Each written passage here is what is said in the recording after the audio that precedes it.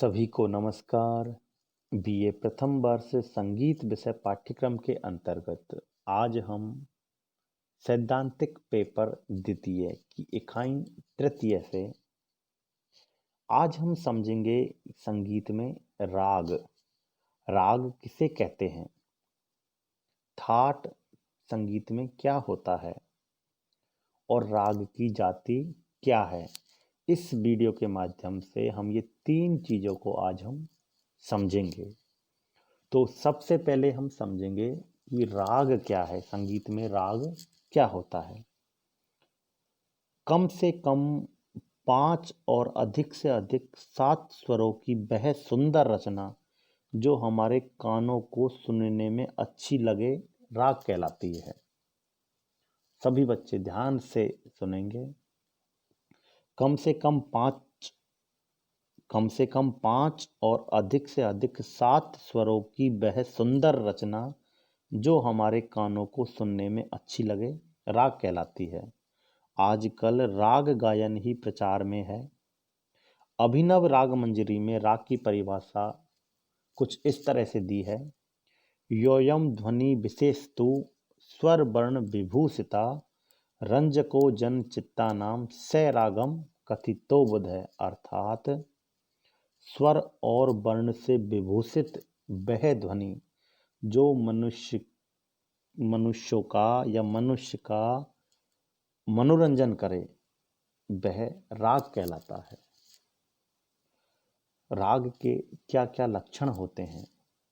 प्राचीन काल में राग के 10 लक्षण माने जाते थे और उन 10 लक्षणों के जो नाम हैं वो इस प्रकार से हैं। ग्रह, अंश, न्यास, अपन्यास, साड़त्व, औड़त्व, अल्पत्व, बहुत्व, मंद्र और तार।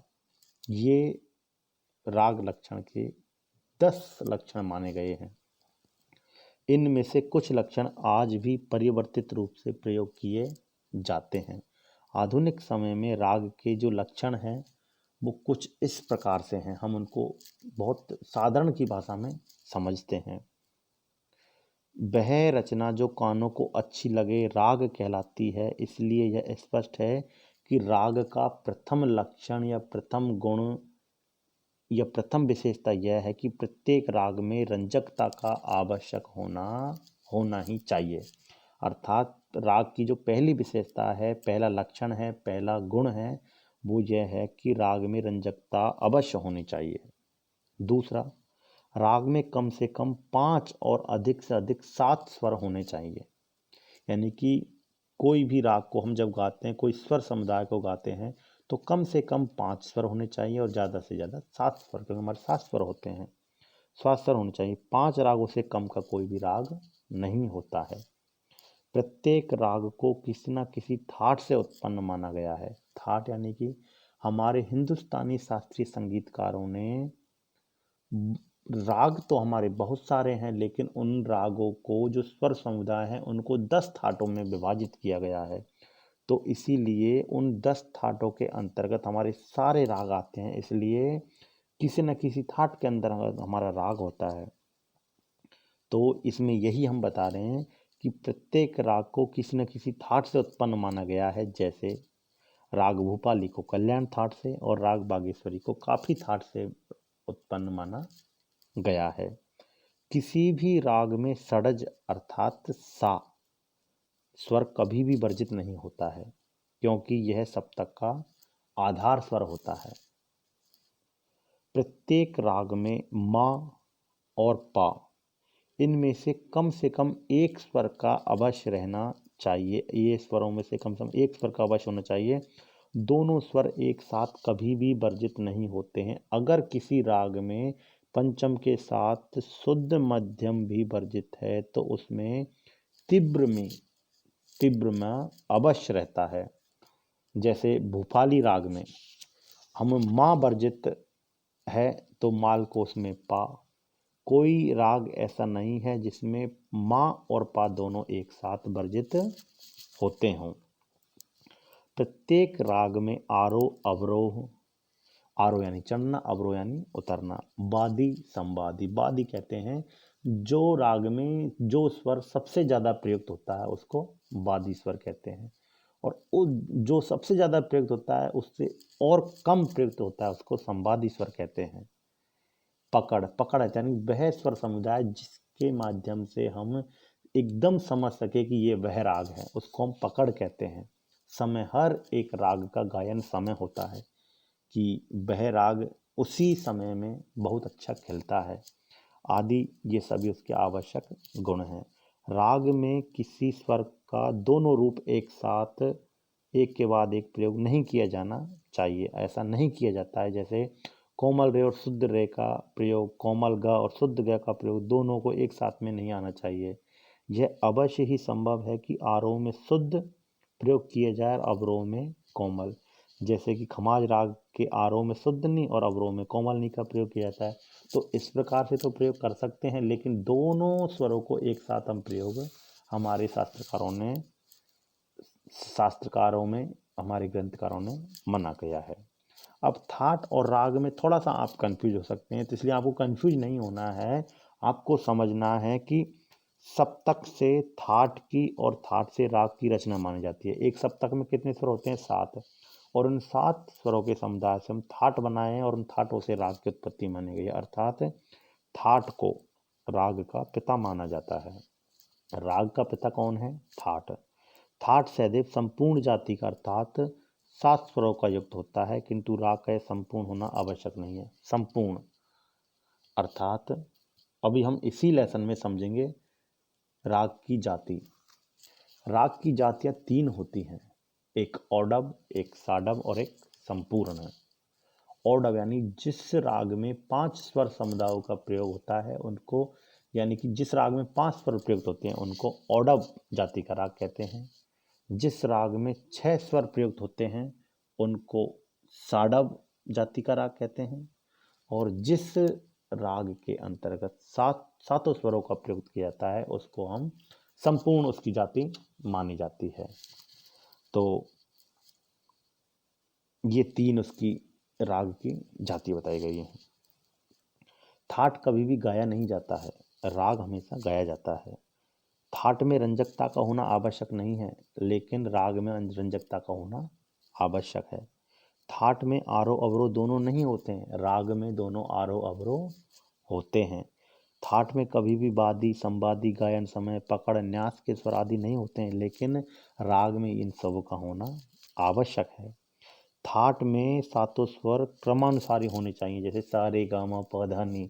लेकिन राग में ये आवश्यक नहीं है कि सा के बाद में रे, रे के बाद में गा, गा के बाद में मा, उसका क्रम भी बदल सकता है। थाटों का नामकरण उनसे उत्पन्न माने गए प्रसिद्ध रागों के आधार पर हुआ है, किंतु रागों का नामकरण स्वतंत्र रूप से उत्पन्न हुआ है। तो इस प्रकार से राग और थाट की हमने कुछ थोड़ी सी उनमें जो विभिन्नताएं हैं वो हमने समझी हैं। अब हम समझते हैं बहुत संक्षिप्त में एक बार और राग।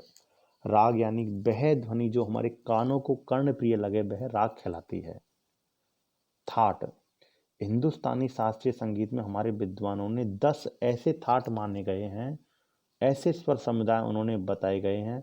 उन 10 स्वर समुदायों के अंतर्गत सारे जितने भी राग हैं उनको सबको उन्होंने निर्धारित किया है। थाट यानी स्केल, 10 थाट इन्होंने हमारे विद्वानों ने बताए हैं।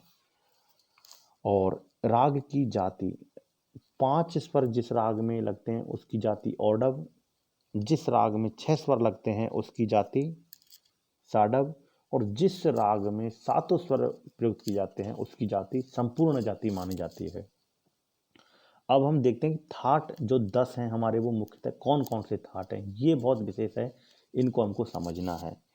सबसे पहले जो हमारे 10 थाट है वो हैं, सबसे पहले बिलावल थाट है। बिलावल थाट के अंतर्गत प्रत्येक स्वर शुद्ध होता है, यानी कि इसके अंतर्गत सारे स्वर शुद्ध होते हैं, सा रे गा म प ध नि। उसके बाद आता है कल्याण थाट। कल्याण थाट की विशेषता है कि इसके अंतर्गत तीव्र, मध्यम और अन्य सभी स्वर शुद्ध होते हैं। कल्याण थाट में तीव्र मध्यम होता है, बाकी सारे स्वर शुद्ध होते हैं। थर्ड नंबर पर आता है हमारा खमाज। खमाज थाट में नी कोमल होता है और अन्य सभी स्वर जो होते हैं वो शुद्ध होते हैं। उसके बाद आता है आसावरी। आसावरी में गांधार, द्वैवत, निषाद कोमल होते हैं और शेष सभी स्वर शुद्ध होते हैं। नेक्स्ट आता है हमारा काफी थाट। काफी थाट के अंतर्गत गांधार, निषाद कोमल होते हैं और शेष सारे स्वर शुद्ध होते हैं। फिर आता है हमारा भैरवी थाट। भैरवी थाट के अंतर्गत रे, ग, ध, नी ये चारों स्वर कोमल होते हैं और बाकी के सभी स्वर शुद्ध प्रयुक्त किए जाते हैं। फिर नेक्स्ट आता है हमारा भैरव थाट। भैरव थाट के अंतर्गत ऋषभ और ध्वैवत ये दोनों स्वर कोमल प्रयुक्त किए जाते हैं और शेष सारे जो स्वर हैं वो शुद्ध प्रयोग किए जाते हैं। मारवा। मारवा थाट आता है हमारा अगला। तो मारवा थाट के अंतर्गत रे कोमल, तीव्र, मध्यम का प्रयोग किया जाता है। मारवा थाट में रे कोमल और तीव्र मध्यम स्वर का प्रयोग किया जाता है, बाकी शेष सारे स्वर शुद्ध लगते हैं। पूर्वी थाट। पूर्वी थाट के अंतर्गत रे, धा, ऋषभ और ध्वैवत कोमल लगते हैं, मध्यम तीव्र स्वर का प्रयोग होता है और शेष सारे स्वर शुद्ध प्रयुक्त होते हैं। और अंत में हमारा जो 10वां थाट है वो है तोड़ी। तोड़ी थाट के अंतर्गत ऋषभ, गांधार और ध्वैवत, रे, गा और धा तीनों स्वर कोमल होते हैं और माँ जो स्वर है वो तीव्र प्रयुक्त किया जाता है और बाकी सारे स्वर हमारे जो हैं वो शुद्ध स्वर किए जाते हैं। तो इस प्रकार से हमारे थाटों की संख्या हिंदुस्तानी संगीत में 10 माने गए हैं और ये आधुनिक काल में स्वर्गीय पंडित विष्णु नारायण भारतखंडे जी ने थाट पद्धति को प्रचार लाने की कल्पना की और उन्होंने ही इन 10 थाटों की उन्होंने ये माना है। थाट। प्रत्येक थाट में अधिक से अधिक और कम से कम 7 स्वरों का प्रयोग होना ही चाहिए। थाट संपूर्ण होने के साथ साथ उसके स्वर स्वाभाविक क्रम में होने चाहिए। किसी भी थाट में आरोह अवरोह नहीं होता, केवल आरोह होता है। थाट को कभी भी गाया बजाया नहीं जाता है। ये आपको हमने बेसिक बातें हैं ये सबको समझनी है और ये थाट हैं इनको हमें याद रखना है। इसके लिए एक दोहा भी है, उसके माध्यम से हम इसको बहुत अच्छे से आसानी से याद कर सकते हैं। क्या?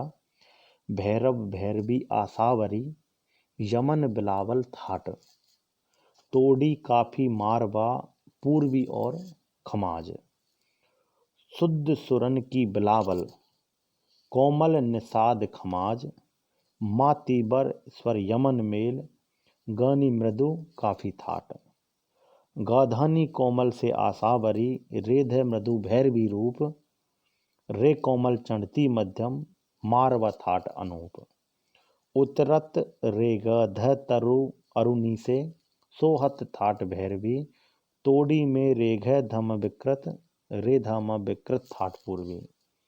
अर्थात इन दोहों के माध्यम से हम इनको याद कर सकते हैं। एक मुख्य जो दोहा है वो हमें याद करना क्या है कि भैरव भैरवी आसावरी, हमारी 10 थाट है उनको किस प्रकार से याद करना है। भैरव भैरवी आसावरी, यमन बिलावल थाट, तोड़ी काफी मारवा, पूर्वी और खमाज। इस प्रकार से हमारी ये 10 थाट हमारे विद्वानों ने माने गए हैं और इन 10 थाटों के अंतर्गत रागों की उत्पत्ति होती है, रागों का एक समय होता है, रागों की प्रकृति होती है, राग का समय होता है, राग की जाति होती है, राग का संप्रकृतिक राग भी होता है, राग की एक प्रकृति होती है कि वह गंभीर प्रकृति का राग है, चंचल प्रकृति का राग है। तो ये बेसिक चीज़ें हैं कि राग क्या है। वह ध्वनि जो हमारे कानों को कर्णप्रिय लगे उसे राग कहते हैं। राग की बहुत सी विशेषताएं होती हैं। राग का गायन समय होता है, राग किसी थाट के अंतर्गत होता है। थाट यानी कि सप्तक से 7 स्वर लिए, फिर 7 सप्तक के स्वरों से थाट बनाया, थाट से हमारे फिर राग बना। और हिंदुस्तानी शास्त्रीय संगीत में सबसे पहले थाट बनाए, 10 ऐसे थाट बनाए, उनके माध्यम से फिर अनेक रागों को उन्होंने विभाजित किया है। राग की जाति, जैसा कि हमने पहले भी इसके बारे में बात की है, और जिसमें 5 स्वर प्रयुक्त किए जाते हैं जिस राग में वो औडव, जिसमें 6 स्वर प्रयुक्त किए जाते हैं वो साडव, और जिसमें 7 स्वर प्रयुक्त किए जाते हैं वो संपूर्ण जाति कहलाती है। तो ये 3 जाति राग की मानी गई है।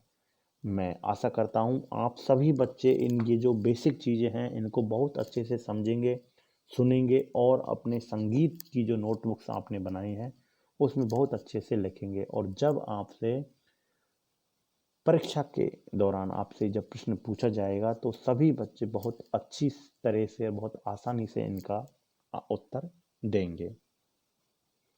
मैं आशा करता हूँ सभी बच्चे इस वीडियो को बहुत ध्यानपूर्वक देखेंगे, सुनेंगे और संगीत के अपने नोट्स खुद तैयार करेंगे इसके माध्यम से, और जब आपसे परीक्षा में पूछा जाएगा तो बहुत अच्छे से आप उनका उत्तर देंगे। आज के लिए इतना ही। धन्यवाद।